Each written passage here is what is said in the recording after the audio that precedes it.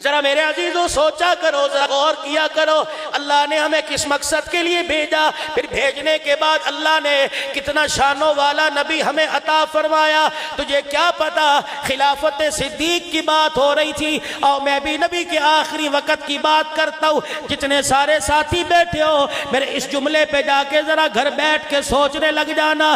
میرے نبی کو جب طبیعت میں بہتری آئی، دو صحابہ کا سہارا لے کر مسجد نبوی میں آئے۔ حضرت عباس کے کندھے پر ہاتھ رکھ رکھا ہے اور دوسرا ہاتھ حضرت علی کے کندھے پہ رکھ رکھا ہے۔ مسجد کی اہمیت بتائی، پڑوسیوں کو مسجد کی اہمیت بتلائی، دکانداروں کو مسجد کی اہمیت بتلائی، کھیتی باڑی کرنے والوں کو مسجد کی اہمیت بتلائی، اور زراعت کا کام کرنے والوں کو مسجد کی اہمیت بتلائی۔ کس انداز میں عبداللہ بن ام مکتوم رضی اللہ تعالیٰ عنہ جانشین مصطفیٰ نبی صلی اللہ علیہ وسلم جب مدینہ شریف سے باہر جاتے، اپنے مصلی کی ذمہ داری دے کے جاتے، مقام امام بلکہ حضور علیہ السلام کی غیر موجودگی میں نمازیں پڑھایا کرتے تھے۔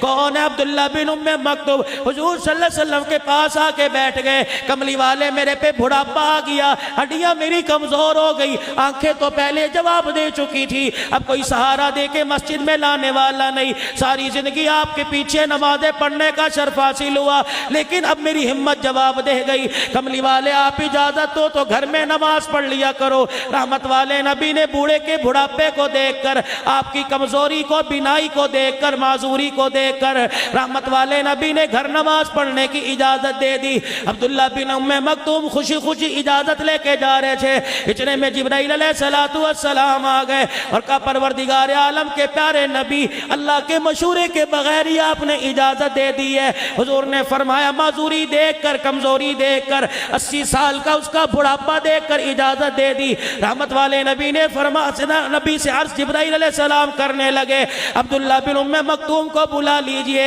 آپ نے دوبارہ پیغام بھیج دیا، عبداللہ بن ام مکتوم حضور کے پاس آ گئے۔ جبرائیل کہہ رہے یا رسول اللہ ان سے پوچھو کیا اذان کی آواز تیرے گھر کے اندر آتی ہے؟ عبداللہ تو بتا کہ اذان کی آواز تیرے گھر میں آتی ہے؟ جی یا رسول اللہ اپنے گھر میں بیٹھ کے اذان سن لیتا ہوں۔ اللہ اکبر۔ جبرائیل کان میں کہنے لگے پھر ان سے کہہ دو جب اذان کی آواز تیرے گھر کے اندر آتی ہے تو تجھے گھر میں نماز پڑھنے کی اجازت نہیں ہے۔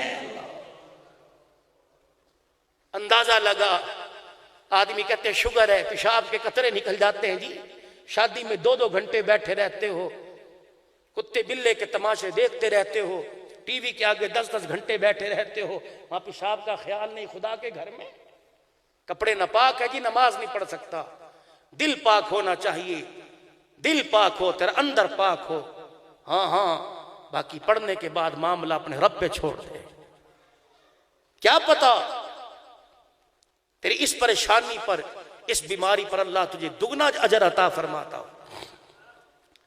اسی لیے درخواست کروں گا بزرگوں سے جو فجر کی نماز میں بڑھاپے کا عذر کر کے گھر بیٹھ جاتے ہیں، یقین جانو جب رات کی تاریکی میں لاٹھی لے کے چلتے ہو اور لوڈ شیڈنگ میں چلتے ہو، ویسے گلیوں میں کچھ نظر نہیں آتا، اندازے کے مطابق چلتے ہو، ٹھوکر لگی، گرنے لگے، پھر سنبھل گئے اور دیوار کا سہارا لے لے کے مسجد میں آئے، آسمان کی طرف دیکھ کے کہنے لگے اے اللہ الہ العالمین جب تک ایک سانس بھی باقی رہے گا، ایک سانس بھی باقی رہے تیرے گھر میں آنا نہیں چھوڑوں گا۔ پروردگار عالم یہ انداز سن کے کتنا مسکراتا ہے، فرشتوں میں اعلان کرتا ہے فرشتوں کاش یہ میری آواز سن سکتا، میں خدا اس کو بتا دیتا جب تجھے ٹھوکر لگتی ہے، تجھے تکلیف ہوتی ہے، تیری ٹھوکر کی تکلیف پر جب تو صبر کرتا ہے، پتہ نہیں میں تیرے صدقے سے کتنے لوگوں کو ہدایت عطا فرما دیتا ہوں۔